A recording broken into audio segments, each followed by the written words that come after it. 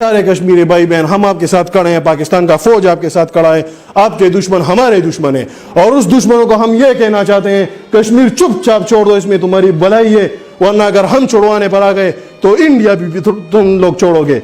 बहुत जल्द लाल किला पर हमारा सब्ज और हरा रंग का झंडा लहराएगा। और मोदी तुम्हें तो यह कहना चाहता हूं कि अगर ये ताकत कल में की है, एक पठानी हाथ है और अगर ये मुंह पे पड़ गया ना तो सारी जिंदगी कुछ सुनाई नहीं देगा। भला इसी में कि हमारा कश्मीर छोड़ दो। जय हिंद। सबसे पहले एक वार्निंग भैया, पाकिस्तान के लोग इस वीडियो को न देखें तो ही अच्छा है, क्योंकि इस वीडियो में हम बताएंगे कि कैसे हमारे भारत के वीर सिपाहियों ने 2 सैनिकों ने मिलकर पाकिस्तान के 93,000 फौजियों को घुटने टेका दिया था और दुनिया का सबसे बड़ा हार हुआ था और भारत के 2 सैनिक मारे गए थे लोंगेवाला में। हम इस वीडियो में बताएंगे कैसे PNS गाजी को डुबा दिया गया। ये भी बताएंगे कि चाइना पाकिस्तान का इतना बड़ा दोस्त बनता है लेकिन 1971 में क्यों नहीं बचा पाया, ना चाइना बचा पाया और ना ही अमेरिका बचा पाया। इस वीडियो में हम A to Z बातें करेंगे। अगर आप इस वीडियो कंप्लीट देख लेते हैं तो कोई भी पाकिस्तानी की हैसियत नहीं होगी कि आपसे आंखें मिला सके, इसलिए इस वीडियो को देखते रहिएगा। यदि आप राष्ट्रवादी, अगर आप भारतीय हैं तो ही इस वीडियो को देखें। पाकिस्तानी और बाहर के चाइनीज वगैरह लोग इस वीडियो को न देखें, ये उनके लिए एक तरह का वार्निंग है, क्योंकि इसमें हम भारतीय सेना के हर उस वीर गाथा को बताएंगे जो एक हर भारतीय सुनना चाहता है। A to Z उस बातों को बताएंगे। पाकिस्तानी इस वीडियो को क्यों ना देखें तो भैया आप देख लीजिए यहाँ क्यों ना देखें, क्योंकि हम आज चर्चा करने वाले हैं इसकी, और इसका नक्शा किससे मैच करता है आप देख रहे हैं। If you don't believe then go on Google. भाई किससे मैच करता है तो आप तो समझ में आ गया, भाई बुरा नहीं मानिएगा आप लोग। ध्यान से समझिए, जब भारत पाकिस्तान का विभाजन हुआ तो उसी समय पाकिस्तान 2 भाग में था। एक इधर वाला जो एरिया है इसे हम लोग कहते थे पश्चिमी पाकिस्तान, जो मेन पाकिस्तान का एरिया है। और ये जो आज आप बांग्लादेश देख रहे हैं, ये बांग्लादेश नहीं था, बल्कि ये उस वक्त पूर्वी पाकिस्तान था। पूर्वी पाकिस्तान के लोग बंगाली भाषा को बोलते थे। पाकिस्तान के लोग इन लोगों को बड़ा भद्दे मजाक करके बोलते थे, कहते तुम लोग गधे हो, कुछ नहीं जानते हो, किसी काम लायक नहीं हो, यूजलेस हो लोग, तुम लोग छोटे हो, काले हो, मतलब उल्टा सीधा मजाक कर रहे थे। पश्चिमी पाकिस्तान के लोग इधर के लोगों को पसंद नहीं करते थे। हो गया नहले पे दाला 1970 में। 1970 में इस पूर्वी पाकिस्तान के शेख मुजीबुर रहमान चुनाव जीत गए और वो यहाँ के प्रधानमंत्री के पद के चुनाव जीत गए। अब यहाँ की आर्मी ने क्या किया, उनको शपथ ही नहीं दिला रहे थे। इसलिए 70 के चुनाव जीतने के बाद शेख मुजीबुर रहमान जब देखे कि ऐसा है तो उन्होंने अपना भाषण दिया 7 मार्च को और कहा कि अब हम इस पूर्वी पाकिस्तान को एक अलग देश बनाएंगे जिसका नाम रहेगा बांग्लादेश।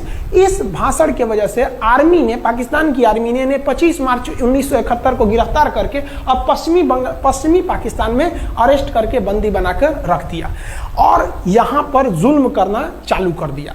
कहां पर भाई, तो पूर्वी बंगाल में, पूर्वी पाकिस्तान में, पूर्वी बंगाल में नहीं, पूर्वी पाकिस्तान में इन्होंने जुल्म करना चालू कर दिया। शेख मुजीबुर रहमान के गिरफ्तारी के विरोध में यहाँ मुक्ति वाहिनी नाम कर एक विद्रोही गुट तैयार हो गया था, लेकिन पाकिस्तान के, पश्चिमी पाकिस्तान के लोगों ने इस पूर्वी पाकिस्तान पे इतना भयानक जुल्म किया कि इस पूर्वी पाकिस्तान में, इस पश्चिमी पाकिस्तान के लोगों ने यहाँ पर 30 लाख लोगों को कटवा दिया। 30 लाख लोगों को कटवा दिया।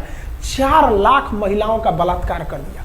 अपने देश के 4 लाख औरतों का रेप किया यहाँ पे। इतना भयानक वो दृश्य है कि अगर हम उसको YouTube पे दिखा देंगे ना तो YouTube हमारे ऊपर क्लेम करेगा, भैया आप ये सब इतने भयानक दृश्य नहीं दिखा सकते। आप अंदाजा लगाइए इनकी क्रूरता का। ये अपने देश पर इतना भयानक जुल्म कर रहे हैं। इतना भयानक जुल्म किया इन लोगों ने कि शेख मुजीबुर रहमान की गिरफ्तारी के बाद इस जुल्म का नतीजा ये हुआ कि अप्रैल 1971 तक भारत में यहाँ से लोग भाग के आ गए कि भैया हम जिंदा रहेंगे तब तो, और यहाँ 10 लाख लोग भारत में आ गए शरण लेने कि भैया हमको बचाइए। तो इंदिरा गांधी जानती थी कि जब तक यहाँ शांति नहीं होगा तब तक ये लोग वापस नहीं जा सकते थे, और शांति का एक ही था कि यहाँ पे घुस के इनको मारा जाए ताकि ये पश्चिमी पाकिस्तान वाले लोग यहाँ पर सुधर सके। तो इंदिरा गांधी ने इसके लिए बात की जनरल फील्ड मार्शल मानेकशॉ से। उन्होंने सेना प्रमुख मानेकशॉ से कहा, सैम मानेकशॉ से, कि आप अभी युद्ध कीजिए, हम आदेश देते हैं आप अभी युद्ध कीजिए बांग्लादेश पे, हम अपने पड़ोसियों को इस तरह मरते नहीं छोड़ेंगे, आप इस पे हमला कीजिए। उस समय ये पूर्वी पाकिस्तान था। मानेकशॉ ने कहा कि हम हमला नहीं करेंगे। कही अरे क्यों? कहा कि आप महीना देख रही हैं, अप्रैल का महीना है। अप्रैल के महीने का मतलब बरसात का दिन सर पे है और बरसात के समय पूरब का हाल क्या होता है, एकदम भयानक बाढ़ आ जाती है। और उन्होंने एग्जाम्पल भी दिया कि सिकंदर की फौज भी हाथी लेके आई थी और कीचड़ में फंस गई थी कि अगर यहाँ हम लड़ जाते हैं तो यहाँ बरसात रहेगा, हम यहाँ उलझ जाएंगे, ये एरिया सूखा रहेगा, चाइना का ऊपर से एरिया सूखा रहेगा, ये हमला कर देंगे, हमको 3 ओर से लड़ाई लड़ना पड़ेगा। मानेक शॉ ने इंदिरा गांधी से कहा कि आप 2-3 काम कर लीजिए। कब तक के लिए? कि नवंबर तक हम लोग युद्ध नहीं करेंगे, लेकिन अप्रैल से नवंबर के बीच में हम अपने सैनिकों को इस एरिया में लड़ने के लिए ट्रेनिंग दे सकते हैं, मुक्ति वाहिनी उसको हम ट्रेनिंग दे सकते हैं। और इसी में 1971 में हमारी जो थी भारत और रूस की एक समझौता पर हस्ताक्षर हो गया। अब हम लोगों ने पाकिस्तान को एक बारूद के ढेर पर बैठा दिया था। इंतजार था तो इस बात का कि उस बारूद में एक चिंगारी की और पाकिस्तान तबाह हो जाता। इत्तेफाक देखिए, उस बारूद के ढेर पर खुद चिंगारी जलाई पाकिस्तान ने। कैसे? तो समझिए कैसे। हम लोग का था कि इधर हम लोग ऑफेंसिव हो जाएंगे, मतलब इधर भयानक हमलावर हो जाएंगे, और इधर हम लोग डिफेंसिव रहेंगे, मतलब इधर कम हमला करेंगे, ताकि हम लोग का मेन मकसद पाकिस्तान से युद्ध नहीं था। हमारा मेन मकसद था हमारे अपने बांग्लादेशी भाइयों पर जो जुल्म हो रहा था, जो उनकी बहनों को रेप हो रहा था, इतना भयानक किया था वहां पर पाकिस्तानियों ने कि बाप के सामने बेटी का रेप करते थे और उसके बाद बाप को मार के कहते थे तू भी रेप कर। इतना मतलब मानवता पूरी खत्म कर दिया गया वहां पर। तो भारत ने कहा कि इधर हम डिफेंसिव रहेंगे। पाकिस्तान को यह खबर लग गई कि भारत ना इधर कमजोर है। अरे भैया, इधर हम कमजोर थोड़ी हैं, इधर कम सैनिक रखे हैं और इधर हम भयानक रखे हैं, तो इसका मतलब ये थोड़ी है कि हम कमजोर हो जाएंगे। भैया, कहा जाता है ना कि सोनार के घर का कचड़ा भी बनिया के बादाम से महंगा बिकता है। देखिए, हम लोग ठंडी का इंतजार ही कर रहे थे कि पाकिस्तान ने गलती कर दिया। उसने 3 दिसंबर को अचानक हमला कर दिया श्रीनगर पे, पठानकोट पर, चंडीगढ़ पर, यहाँ पर आगरा हवाई अड्डे पर तबातोड़ हमला कर दिया। एयरफोर्स का इतना भयानक हमला पाकिस्तान का भारत पर हुआ कि भारत देखते रह गया। धड़ पाकिस्तान की जहाजें एंट्री मार गई सब भारत में, उसकी एयरफोर्स एंट्री कर दी। इतना भयानक हमला था, इतना भयानक कि भारत का एक भी सैनिक नहीं मरा। समझ रहे ना कितना भयानक हमला था।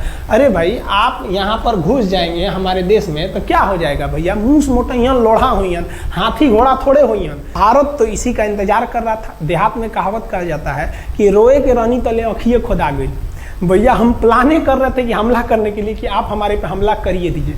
अब विश्व का भी दबाव नहीं आएगा हमारे ऊपर कि भैया हमला तो आपने किया है, अब हम लोग छोड़ेंगे नहीं। भारत एकदम दृढ़ निश्चय कर लिया। इसी बीच पाकिस्तान को एक खतरनाक खबर लग गई। क्या थी खबर भाई? तो देखिए, पाकिस्तान को खबर लगी कि भारत की ज़्यादातर फौज इस पूर्वी पाकिस्तान की ओर डिप्लॉयड है और यहाँ राजस्थान के जैसलमेर जिला में एक जगह है लोंगेवाला। उस लोंगेवाला में केवल और केवल 120 फौजी हैं। और अगर पाकिस्तान ने सोचा कि 120 फौजियों को हम रातों रात मार देते हैं तो उस समय एयरफोर्स रात में लड़ाई नहीं कर सकती थी, इसलिए इन्होंने लोंगेवाला में एंट्री मार दी। पूरी भयानक टैंक लेकर, फौज लेकर, इन्फेंट्री लेकर, और उसको वो लोग लोंगेवाला में घुसने के लिए चल दिए। और लोंगेवाला में भारत के पास केवल 120 सिपाही थे, केवल 120, और उन पर वो हजारों की संख्या में टूट पड़े। लेकिन घबराना नहीं चाहिए, क्योंकि चींटियां तादाद में कितनी भी क्यों ना हो जाए, गन्ना घसीट के नहीं ले जा सकती हैं। लोंगेवाला में जो ड्यूटी थी उस समय कुलदीप सिंह चांदपुरी जी का। कुलदीप सिंह चांदपुरी सरदार हैं, आप देखे होंगे बॉर्डर मूवी में इनका रोल सनी देओल ने किया है। अब ये कुलदीप सिंह, ये भैया पंजाबी सिख, अब ये लोग 1.25 लाख से नीचे कुछ सोचते ही नहीं है। चिड़िया नू में बाज लड़ावा, गिदड़ नू में शेर बनावा, और 1.25 लाख नू एक लड़ावा, तब गोविंद सिंह नाम रखावा। खबर आया कि आपसे जो लड़ने आ रहे हैं ना पाकिस्तान की ओर से, वो ब्रिगेडियर तारिक मीर आ रहा है। उसके पास टैंक है, 2800 फौज है, बहुत ही तेज रफ्तार से आ रहा है। आपके पास केवल 120 जवान है कुलदीप सिंह, आप पीछे हट जाइए, आप पीछे हट जाइए, क्योंकि आपको हम ना, आप बहादुर हैं इसमें नो डाउट, लेकिन आप कैसे लड़िएगा उतनी भयानक फौज के पास से? यहाँ उन्होंने कहा खालसा सिख नहीं हट सकते, हम दिखा देंगे कि हम 120 भी उन पर क्या पड़ेंगे, भारी पड़ेंगे। इनके पास ना ही टैंक को उड़ाने के लिए कोई संसाधन थे, टैंक को मारने के लिए एक जीप पर लगा हुआ छोटा सा तोप था, और इनके पास 3 ठो माइंस लगे थे। माइंस समझते हैं आप लोग? टैंक जो होता है ना बम, उसको उड़ाने के लिए माइंस लगाए जाते हैं। तो देखिए ध्यान से, ये है माइंस, ये माइंस होते हैं। इस पर अगर टैंक चढ़ता है ना तो टैंक ब्लास्ट कर जाता है। तब इन्होंने दिमाग लगाया। इन्होंने क्या किया, जो खाली रेगिस्तान था ना उसमें ना आगे की ओर 3 ठो ओरिजिनल माइंस को लगा दिया, और जो खाना खाने वाला टिफिन होता है ना 4 खंडे वाला, इसे उस टिफिन को इन लोगों ने रातों रात ना बिछा दिया ऐसे लाइन से। देखिए लाइन से पाकिस्तान की टैंक आई तो शुरुआत में तो भैया ओरिजिनल माइंस था, धड़ाम से लगा, पाकिस्तान की टैंक उड़ गई। पाकिस्तान का एक टैंक उड़ा, फिर दूसरा उड़ा, तीसरा उड़ा, पाकिस्तानी एकदम डर गए सब। ब्रिगेडियर तारिक मीर कहें कि भैया यहाँ तो माइंस लगा के रखा है इन लोगों ने, एक काम करो इंजीनियरों को बुलाओ, पूरा माइंस निकालो। अब ब्रिगेडियर जो हमारे मेजर कुलदीप सिंह थे ये जानते थे कि बाबू अगर हम तुमको रात भर रोक दिए ना तो सुबह हमारी एयरफोर्स आएगी, तुमको जिंदा नहीं छोड़ेगी, इसलिए इन्होंने पूरा टिफिन बिछाया था। इन पाकिस्तानियों ने 6 घंटे लगा दिए उनको निकालने में। इंजीनियर आते थे तो डर के मारे टिफिन निकालते थे, अरे बाप रे बाप, और टिफिन में तो ईंटा पत्थर भर देते थे और डर के ले जाते थे, भागो भागो भागो माइंस है माइंस है। इसको लगाते लगाते इन लोगों ने पूरी रात बिता दी। 3 बज गया, 3 बजे इनको पूरा सन्नाटा दिखा कि भैया ये तो टिफिन है, ये रेगिस्तान में ये तो टिफिन है। अब उन्होंने कहा कि आदेश दिया कि हमला करो, तो कुलदीप सिंह जो थे चांदपुरी, उन्होंने बालू के बीच में ऐसे गड्ढे बना रखे थे और अपने फौजियों को ना 2 किलोमीटर एरिया में बिछा दिया था, एक उधर एक इधर एक इधर, तो चारों ओर से फायरिंग होती थी। पाकिस्तानियों को लगी ना कि भैया हमको गलत इंफॉर्मेशन मिल गया है, 120 गो मिल के ऐसे थोड़े मारेगा सब, सोच रहा उधर से गोली इधर से गोली, धड़ाधड़ बम गोला दारू सब चल रहा है यहाँ पर, इतना भयानक कहीं कोई 120 आदमी मिल के ऐसे मारता है? नहीं भाई, इतना भयानक सुनसान एरिया में कहाँ से कौन मार रहा है, एकदम तबाही मचा दिया। कुलदीप सिंह चांदपुरी ने क्या तबाही मचाया था आप देखना चाहते हैं तो देखिए उन लोगों ने क्या तबाही मचाया था। ये है पाकिस्तान का टैंक, ये धज्जी उड़ गया था टैंक का, थुथुर तूर दिया इसका यहाँ पे। ये देखिए टैंक का, पाकिस्तानी देख रहे हैं कि भैया सब चक्का उक्का फेंका गया। बताइए ये चांदपुरी साहब को ऐसा करना चाहिए? ये कोई वीडियो गेम खेल रहे हैं? मार के धज्जी उड़ा दिया। अरे पाकिस्तान बच्चा है, अपने बच्चा है, बिगड़ गया, आराम से मारिए। ऐसे एकदम धज्जी उड़ा दिए हैं बेचारा सबको। पाकिस्तान के टैंक को धज्जी उड़ा के उस पर भारतीय सैनिक खड़ा होकर फोटो खिंचवा रहा था। फोटो खींचे फोटो खींच, उस समय सेल्फी नहीं था ना, आगे से फोटो खींचना, फोटो खींचे। यहाँ पे आने वाली पीढ़ियों को ये प्रेरणा देगी। बताइए इतना सुंदर गाड़ी लेके आया था पाकिस्तान मारने के लिए, हाँ बेचारा ऐसे मारा जाता है? हाँ अरे ब्रिगेड मेजर साहब आप भी बच्चा है, बच्चा को थोड़ा आराम से मारिए। देखिए इसका थोबड़ा बिगाड़ दिया गाड़ी का, ओहो ऐसे नहीं मारना चाहिए, लेकिन क्या कीजिएगा, बच्चा बिगड़ जाता है तो धोना ही पड़ता है। ये हाल कर दिया रात भर में। सोचिए रात में इतना बुरा मारा, दिन में दिखता तो कुछ डाल रहा, पूरा एकदम भयानक तबाही मचा दिया मेजर कुलदीप सिंह चांदपुरी ने। इनके आगे कौन खड़े थे? ब्रिगेडियर पाकिस्तान के ब्रिगेडियर साहब। ब्रिगेडियर साहब को कहने लगी भैया ये तो बहुत बुरा मार रहा है सब।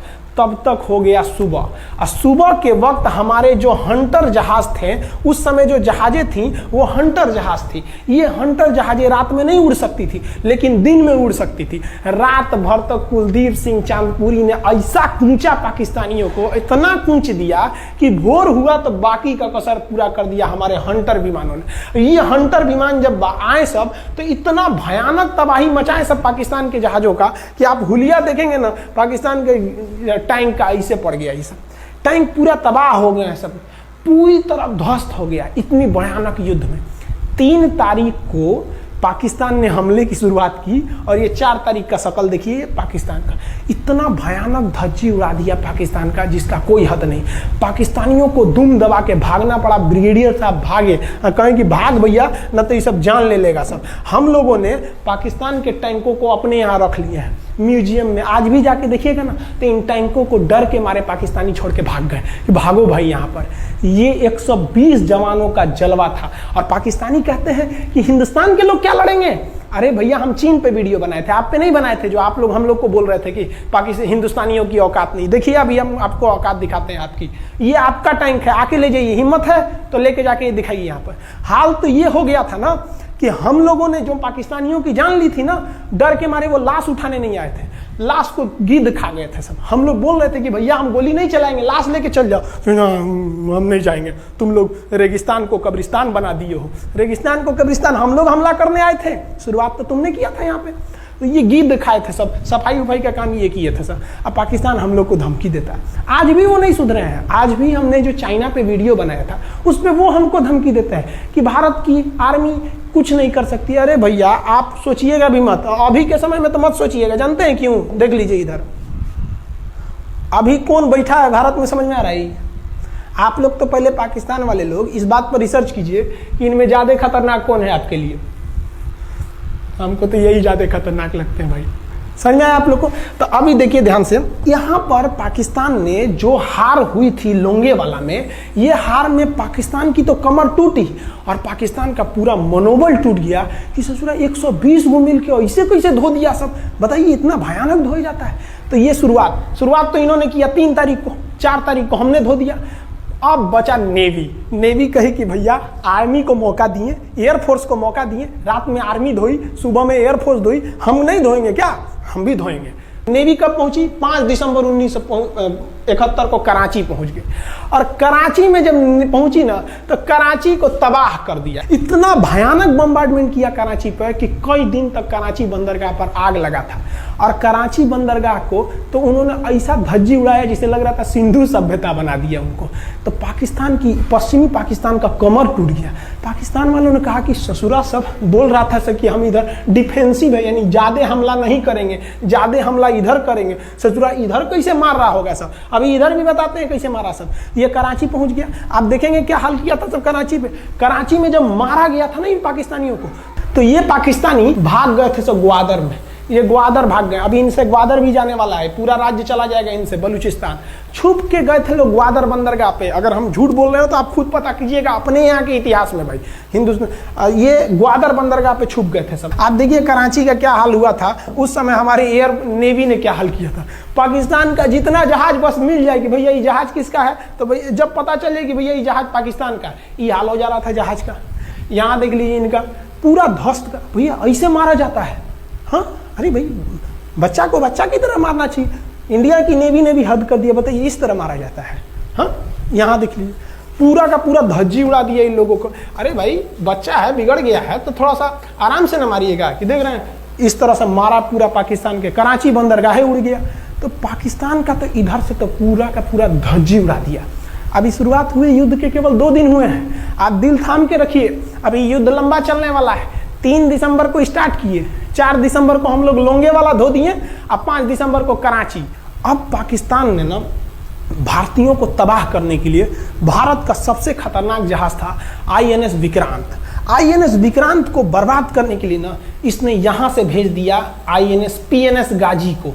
गाजी एक पनडुब्बी थी, उसको आदेश दिया गया कि जाके मार के आओ, किसको? विक्रांत को, क्योंकि अगर विक्रांत जहाज डूब जाता तो वाकई उस समय हमको युद्ध जीतने में बहुत दिक्कत आ जाती।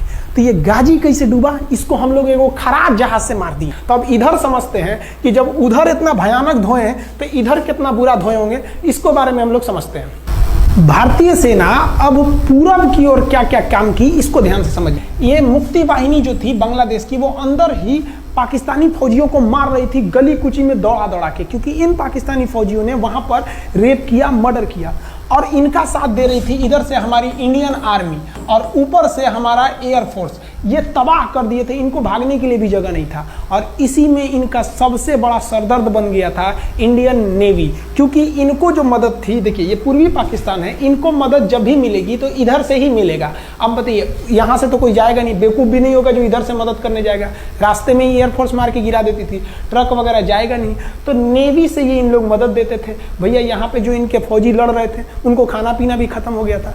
अब इनको बर्बाद कर दिया भारत। INS विक्रांत, INS विक्रांत उस समय का बहुत बड़ा जहाज था इस साउथ एशिया के देशों का, और यहाँ से उस इतना बड़ा जहाज था कि उसके ऊपर से लड़ाकू जहाजें उड़ती थी। वो एयरफोर्स यहाँ से भी बम मारता था, मिसाइलें मारता था, ऊपर से लड़ाकू जहाजें और हेलीकॉप्टर छोड़ देता था, जो ताकि मुक्ति वाहिनी को कोई दिक्कत ना है। मुक्ति वाहिनी मारती थी और आर्मी पूरी तरह से उसने यहाँ से हमारा विक्रांत ने चटगांव बंदरगाह को तबाह कर दिया। अब बांग्लादेश का देखिएगा वर्तमान में, उस समय तो पूर्वी पाकिस्तान था, ये चटगांव उस समय पाकिस्तानी आर्मी नेवी का एक बहुत बड़ा केंद्र था। इधर हम लोग ने उड़ा दिया कराची, इधर उड़ा दिया हम लोग ने चटगांव। अब मुक्ति वाहिनी को कोई खास दिक्कत नहीं आ रहा था। अब पाकिस्तान ने कहा कि हर हाल में इस विक्रांत को बर्बाद करो। देखिए ये विक्रांत है, विक्रांत जहाज जो था इस पे से इसके ऊपर देखिए आपको लड़ाकू जहाजें दिखेगी। PNS गाजी को क्या आदेश दिया गया था भाई कि तुमको जाना है और इस विक्रांत को बंगाल की खाड़ी में जाने के बाद इसी में डुबा देना है। अब पाकिस्तान वालों का इतना दिन तो अच्छा था नहीं, भारतीय खुफिया एजेंसी को पता चल गया कि पाकिस्तान की पनडुब्बी वो समुद्र के अंदर अंदर चलती है, उसको साइलेंट किलर कहा जाता है। पाकिस्तान की पनडुब्बी चल दी है पश्चिमी पाकिस्तान से बंगाल की खाड़ी की ओर, ये अरब सागर से बंगाल की खाड़ी की ओर चल दिया। अब विक्रांत को बचाना हर हाल में जरूरी था, इसलिए हम लोग विक्रांत को छुपा दिए, मतलब थोड़ा सेफ्टी दे के रखने लगे। और इस पीएनएस गाजी जो था, आप पीएनएस गाजी को देखेंगे, पीएनएस का मतलब था पाकिस्तानी नेवल शिप, पीएनएस गाजी, ये मारने आ गया किसको? विक्रांत को। इस पीएनएस गाजी को अगर कोई मार के डुबा सकता था तो वो था आईएनएस राजपूत। लेकिन ये जो आईएनएस राजपूत आप इमेज में देख रहे हैं, ये उस समय समस्या क्या था इस आईएनएस राजपूत के साथ, क्योंकि इसके इंजन में कुछ खराबी आ गई थी और ये बिगड़ गया था, और बिगड़ के इसको विशाखापट्टनम पे बनाया जा रहा था, रिपेयर किया जा रहा था, इंजन ही गड़बड़ हो गया था। तो भारतीयों का यहीं पे दिमाग काम आया। भारतीयों ने सोचा क्यों ना हम पीएनएस गाजी को खुद बुला के लाएं, कहां पर? विशाखापट्टनम पे। तो लोगों ने कहा कि भैया ये आएगा विशाखापट्टनम में, कि आओ आईएनएस राजपूत हमको मार दो। तो कहा कि नहीं, देखिए कैसे आएगा। भारतीयों को पता था कि हिंदुस्तान में पाकिस्तानियों के कुछ ना कुछ जासूस होंगे और वो पाकिस्तान को पल पल की खबर दे रहे होंगे। भारतीयों ने क्या किया, आईएनएस विक्रांत के जितने भी अधिकारी थे उनसे कहा कि आप लोग अपने अपने घर फोन कीजिए कि हम विशाखापट्टनम आ रहे हैं, तुम लोग हमको छुट्टी मिला है, विशाखापट्टनम में 10 दिन रुकेंगे, हमारे लिए तुम लोग खाना पीना अच्छा से बनाओ। लड़कों से उन लोगों को खबर खिला दिया। विशाखापट्टनम में जितने मछुआरे थे उनको कहा गया कि आप लोग हट जाइए, बहुत बड़ा जहाज आने वाला है, बहुत बड़ा जहाज विक्रांत आ रहा है, यहाँ पे आप लोग खाली कर दीजिए, आईएनएस विक्रांत आ रहा है। यहाँ पर क्या किया गया, ऑर्डर दिया गया, बहुत सारे फल सब्जी अंडा ब्रेड, कि भैया ये इतने बड़े जहाज के लिए जा रहा है, 6 महीने का खाना चाहिए। ये खबर आग की तरह फैल गई पाकिस्तानियों को। अब पाकिस्तान में खबर लग गई कि भैया आईएनएस विक्रांत यहाँ नहीं है, आईएनएस विक्रांत विशाखापट्टनम पे है। अरे बकलोलवा, विशाखापट्टनम पर पीएनएस गाजी की मौत यमराज इंतजार कर रहा था, आईएनएस राजपूत। ये गधा जो था पीएनएस गाजी, ये मुड़ गया किधर की ओर? विशाखापट्टनम की ओर। और विशाखापट्टनम पर चुपचाप शांति से खड़ा हुआ जहाज आईएनएस राजपूत इंतजार कर रहा था। तो पानी के अंदर अंदर आओ, ये अभी बाहर निकला हुआ है, पानी के अंदर रहती है। और आईएनएस राजपूत देखा कि ये आ रहे हैं, वो आईएनएस राजपूत को मारता कि इससे पहले ही आईएनएस राजपूत मार के तबाह कर दिया पीएनएस गाजी को। पीएनएस गाजी पर को डूबने के बाद पाकिस्तान को बहुत बड़ा सदमा लग गया। पाकिस्तान को यह एहसास हो गया कि अब हम कभी नहीं जीत सकते हैं, क्योंकि ये पीएनएस गाजी अमेरिका से खरीदा हुआ एक बहुत ही शक्तिशाली पनडुब्बी थी जिसे कोई डुबा नहीं सकता था। और हम लोगों ने उसको इस जहाज से डुबाया जो जहाज खराब हो चुका था, जिसका इंजन खराब था। भारतीय सेना का मोराल पूरे 7वें आसमान पर था और पाकिस्तानी दिन पर दिन बर्बाद हो रहे थे। अब पाकिस्तानियों को लगा अब क्या करेंगे, तो पाकिस्तानियों ने अमेरिका में फ़ोन किया, भैया आप कुछ कीजिए। तो अमेरिका ने ना यूएनओ में मुद्दा उठा दिया, यूनाइटेड नेशन ऑर्गेनाइजेशन, इसकी जो सिक्योरिटी काउंसिल है, सुरक्षा परिषद, इसमें कह दिया पूर्वी पाकिस्तान पर जुल्म कर रहा है, मार रहा है। तो रसिया उस समय हमारा साथ दिया, कहा कि तू देर जानता है जुल्म कर रहा है, भारत जो कर रहा है सही कर रहा है, हम इस प्रस्ताव के खिलाफ में वीटो करते हैं। वीटो अगर कोई देश, 5 देश को वीटो है, इस पर अलग चर्चा करेंगे, अगर किसी ने वीटो कर दिया तो वो प्रस्ताव रद्द हो जाता है। तो पाकिस्तान की एक और उम्मीद यहाँ पर अपना दम तोड़ दी। अब पाकिस्तान कहा अमेरिका से कि भैया आप ही हमको बचा लीजिए। तो अमेरिका ना पाकिस्तान की ओर से भारत पर हमला करने के लिए अपना सबसे खतरनाक जहाज भेज दिया, 7वां बेड़ा। देखेंगे 7वां बेड़ा को, अगर इतना भयानक था 7वां बेड़ा, ये अमेरिका का साथ अकेले चलता ही नहीं था, इतनी पूरी फौज के साथ, नेवी के साथ चलता था। ये किस लिए आया था? विक्रांत को डुबाने के लिए, और इसका साइज विक्रांत से डबल था, इसके आगे विक्रांत नहीं टिक पाता। अब इंदिरा गांधी भी टेंशन में रह गई। ले तब उस समय इंदिरा गांधी को याद आया कि भैया हमारा एक और तो हम समझौता करके आए हैं, अगर अमेरिका पाकिस्तान का साथ दे सकता है तो रूस से हम भी तो समझौता करके आए हैं। तो भारत ने रूस को कहा कि भैया अमेरिका इतना भयानक 7वां बेड़ा भेज दिया, आप हमारी मदद कीजिए। तो रूस ने कहा टेंशन क्या लेते हो, देखो हम बोलते हैं। रूस ने परमाणु पनडुब्बी भेज दी और रूस ने अपना 40वां बेड़ा भेज दिया। आप देखेंगे ये रूस का 40वां बेड़ा है, ये अपने भारी भरकम जहाजों के पूरे ग्रुप के साथ चल दिया, कहा कि चल भैया देखते तुमको कौन मारेगा भारत को। और अमेरिका को सीधा कह दिया कि भैया विक्रांत पर अगर आपने हमला किया तो ये हमला हम रूस पर हमला मान लेंगे। यहाँ पर खड़ा था भारत का विक्रांत और उसकी सपोर्ट में खड़ा था रूस का 40वां बेड़ा। और रूस ने यमन से अपनी एयरफोर्स को भी कह दिया था कि भैया तुम भारत की देखभाल करना। तो भारत की सुरक्षा के लिए इतने लोग, और अमेरिका अपना 7वां बेड़ा लेके यहाँ मुंह देख रहा था, और ब्रिटेन ने भी अपने ईगल नाम के बेड़ा को भी भेज दिया था। तो ये 2 लोग हमारे खिलाफ आ गए थे लड़ने के लिए कि अब बताइए, हम लोग बांग्लादेश की भलाई सोच रहे थे, और अमेरिका का 7वां बेड़ा और रूस का ब्रिटेन का ईगल हम लोग के खिलाफ था, और हमारा अपना विक्रांत और रूस की एयरफोर्स और उसकी 40वां बेड़ा हमारे साथ थी। ये पूरी तरह से बाउंड्री बना दिया था 40वां बेड़ा। 40वां बेड़ा का कहना था कि भैया हमारे जहाज पर ऑटोमेटिक मिसाइल लगी है, तुम अगर इधर आओगे तो हम मार देंगे तुमको ऐसे ही। रूस ने अपनी सारी पनडुब्बियों को ऊपर उठा दिया समुद्र के ऊपर, ताकि सैटेलाइट से और दूसरी निगरानी से देखा जा सके, और यही हुआ भी। वो लोग रूस के इतने खतरनाक जहाज़ों के ग्रुप को देखकर घबरा गए, इतना घबरा गए कि ब्रिटेन ने कहा था we are too late. Britain का ईगल बेड़ा अमेरिका के 7वां बेड़ा से कह रहा है गिरे उधर मत जो, बहुत देर हो गया है, वो पहले पहुंच गया है रूस, अब मारेगा वहीं तबाह हो जाओगे यहाँ पे। तो 7वां बेड़ा ने धमकी दिया कि हमारे जहाज में परमाणु बम लदे हुए हैं। तो 40वां बेड़ा ने रिप्लाई किया था कि हम भी जब चले थे ना तो परमाणु बम लादे के चले थे, और गिनती जब कर रहे थे तो हम भी गिनती किए थे 250 हमारे पास भी परमाणु बम था, लेकिन इतना ज्यादा था कि सोचे कि कौन गिनेगा, बाद में गिनेंगे, आ जाओ देखते हैं किसके पास कितना है।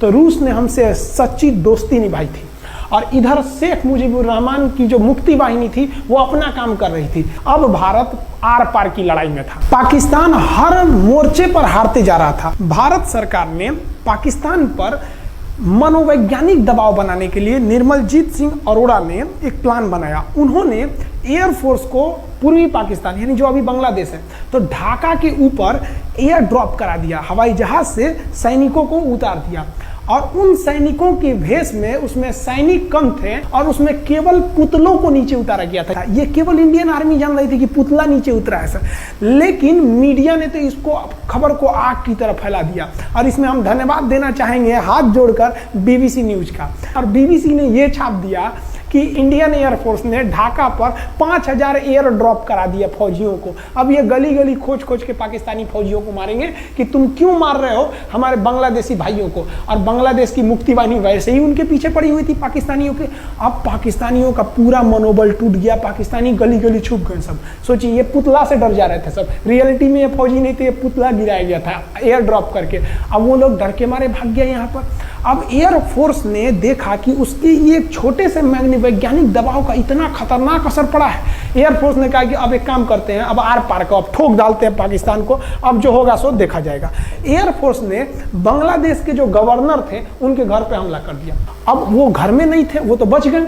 बचने के बाद डर क्या होता है, देखिए डर किसको कहा जाता है। जो उनके गवर्नर हाउस थे AH मलिक, इन्होंने त्याग पत्र दे दिया, भैया जिंदगी रहेगी तो बहुत नौकरी करेंगे, डर के मारे त्याग पत्र दे दिया। सोचिए गवर्नर, क्योंकि पाकिस्तान का एक राज्य ही तो था पूर्वी पाकिस्तान, जैसे हमारा एक राज्य है उत्तर प्रदेश, बिहार, महाराष्ट्र, वहां पे भी एक गवर्नर होते हैं ना, संवैधानिक हिसाब से गवर्नर मालिक होता है उस जगह का। त्याग पत्र दे दिए। सोचिए ये डर था उनके अंदर। निर्मलजीत सिंह अरोड़ा जो लेफ्टिनेंट जनरल थे, जनरल तो हमारे मानिक शाह थे, लेफ्टिनेंट जनरल थे जिन्हें बांग्लादेश जीतने की जिम्मेदारी दी गई थी, मतलब उसे सुरक्षा करने की जिम्मेदारी दी गई थी।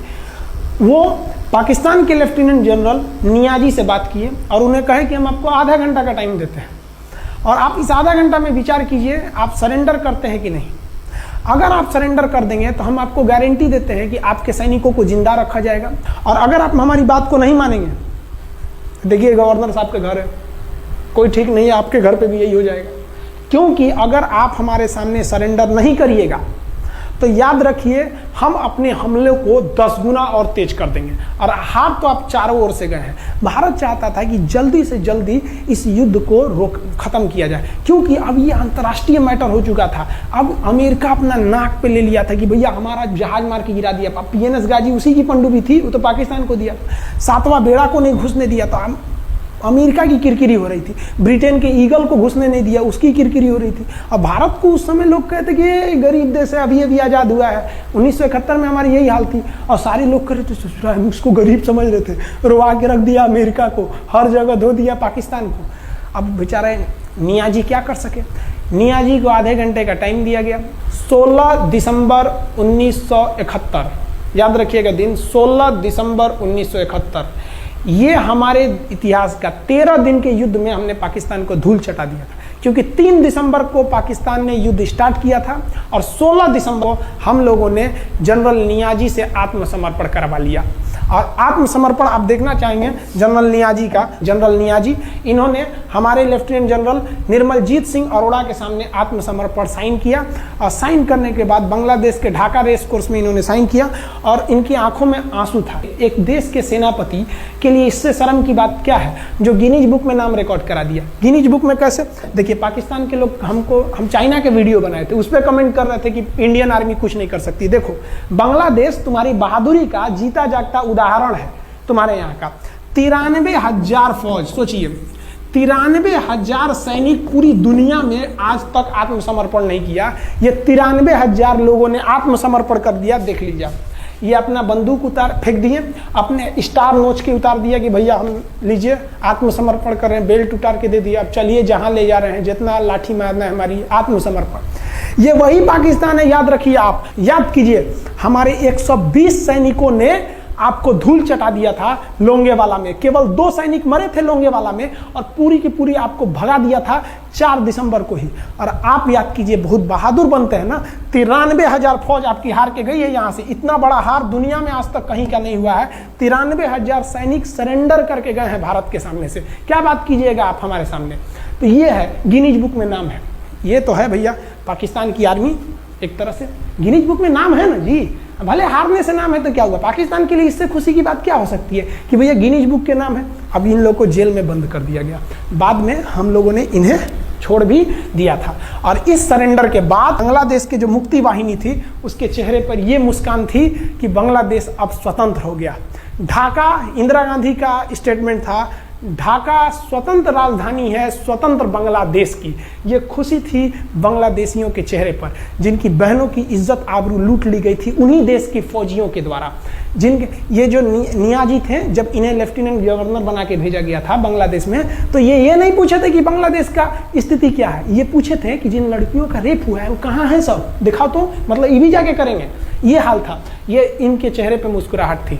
बाद फिर मुजीबुर रहमान को पाकिस्तान से स्वतंत्र कराया गया। भारत ने जो अपना वादा किया था कि शेख मुजीबुर रहमान को स्वतंत्र करेंगे, बांग्लादेश को स्वतंत्रता दिलाएंगे, उनके अधिकारों के लिए लड़ेंगे, भारत ने अपने वादा को पूरा किया। आज शेख मुजीबुर रहमान की बेटी शेख हसीना बांग्लादेश की कमान संभाले हुई हैं। शेख हसीना, जब हमको याद है जब वो भारत आई थी तो एयरपोर्ट पे, तो मोदी जी एयरपोर्ट पर रिसीव करने गए थे, जबकि ऐसा नहीं होता है। शायद ही बांग्लादेश की प्रधानमंत्री को पूरी दुनिया में कोई बड़े देश का राष्ट्रपति रिसीव करने जाए, प्रधानमंत्री रिसीव करने जाए। तो भारत अपने पड़ोसियों का इतना ख्याल रखता है, चाहे वो नेपाल हो, भूटान हो, सबके साथ। अभी हाल फिलहाल में नेपाल के लोग थोड़ा गुस्सा हैं लिम्पियाधुरा काला पानी को लेके, लेकिन ऐसा नहीं है कि हमारा नेपाल के साथ कोई खराब रिश्ता है। हमारा नेपाल के साथ रोटी और बेटी का रिश्ता है। बांग्लादेशियों के साथ हमारा बहुत ही अच्छा संबंध रहा है। आज हमारे बांग्लादेश के साथ बहुत ही मधुर संबंध है। और बांग्लादेश को जो पाकिस्तान के लोग कहते थे ये किसी काम लायक नहीं है, ये वाले भाई लोग पाकिस्तान से आगे निकल गए। आज इनका मलमल का कपड़ा, जूट और पाम ऑयल पूरी दुनिया में फेमस है। जहाजों की मरम्मत में, मतलब जहाज के रिपेयरिंग में बहुत आगे निकले हैं बांग्लादेश के लोग। आई होप आप समझ गए होंगे। इस युद्ध के बाद अगर भारत चाहता तो भारत पाकिस्तान के पश्चिमी भाग को भी कब्जा कर लेता, क्योंकि यहाँ तो हम लोग हराए ही थे। उनके 93,000 फौज तो हम लोग जिंदा पकड़ लिए थे। हम उन्हीं को कह देते बंदूक लगा के कि कश्मीर खाली करो, हमारा यहाँ से वापस जाओ। लेकिन बावजूद हमने इंसानियत दिखाई थी पाकिस्तान के ऊपर। इसका बदला पाकिस्तान ने हमें क्या दिया पता है? 26/11 हम संसद भवन पर अटैक, तो कभी अमृतसर में अटैक, कभी मुंबई में बम ब्लास्ट, कभी 26/11 का हमला, ये सब हुआ। हम चाहते तो उस वक्त भी जीत सकते थे, ये पाकिस्तान वाले आप जो कहते हैं कि ये हम बहुत बहादुर हैं, भारतीय सेना हमारा क्या कर सकती है, तो भारतीय सेना की रहमो करम पर आप लोग जिंदा थे, वरना 1972 में ये जो सेना थी ना 71 में, आप लोग को कहीं का नहीं छोड़ती। आप हिंदुस्तान के व्यूवर्स आप लोगों से भी कहते हैं कि एक लाइक तो बनता है इस सैनिकों के लिए, हमारे लिए नहीं, हमारे इस चैनल के लिए कभी नहीं कहेंगे कि खान जी रिसर्च सेंटर चैनल को आप सब्सक्राइब करिए, लाइक करिए, हम ये कभी नहीं कहते हैं। लेकिन हम ये जरूर कहते हैं कि आज एक लाइक बनता है हमारे इन वीर सिपाहियों के लिए जो आज भी सेना के लिए डटे हुए हैं। और ये पाकिस्तान इस पर कमेंट करते हैं। हम आप भारतीयों से कहते हैं, आप हिंदुस्तानी हैं तो इस वीडियो को जितना से ज्यादा शेयर करना है आप शेयर कीजिए, ताकि आपके बच्चों तक को ये पता चल सके कि हमारे सैनिक कितने बहादुरी हैं, कितने बहादुरी से लड़े थे हमारे सैनिक, कितने बहादुर हैं। और इस वीडियो को आप इतना शेयर कीजिए कि पाकिस्तान तक पहुंचे और वहां का बच्चा इस वीडियो को देखे, ताकि उनके अंदर भारतीय सेना का जो डर है वो बैठे। ये डर जरूरी है उनके अंदर, ये डर उनकी हड्डियों तक जाना चाहिए। और हाँ, कोई भी देश के हो, हर देश को अपने सैनिकों के लिए सम्मान करना चाहिए। हम ये कोई मनगढ़ंत कहानी नहीं बताएं, हम अपने सैनिकों की वीर गाथा बताएं जो A to Z अक्षरशः सही चीजें हैं। समझ में आया? आप इस वीडियो को देख रहे हैं तो मेरे साथ बोलिए आप लोग, भारत माता की जय। पाकिस्तान के युद्ध का जो हम सीरीज बना रहे हैं, आज 71 का युद्ध बढ़ाएं, हम आपको कल 1948 का युद्ध बता देंगे, 65 की लड़ाई में वीर अब्दुल हमीद ने जो बहादुरी दिखाई, फिर आपको 84 का सियाचिन, 99 का करगिल, अब 62 की चाइना युद्ध के बारे में भी बता देंगे। याद रखिएगा, चाइनीज और पाकिस्तानी इस वीडियो को डिसलाइक जरूर करेंगे, आप उन पर भारी पड़िएगा। ये वीडियो आप संभाल के रखिएगा, अपनी पीढ़ियों को दिखाइएगा कि हमारी सेना कितनी बहादुर थी। एक सैल्यूट हम अपने वीर जवानों के लिए। जय हिंद। हम बहुत ही सौभाग्यशाली हैं जो ऊपर वाले ने हमें हिंदुस्तानी बनाया। I proud to be Indian.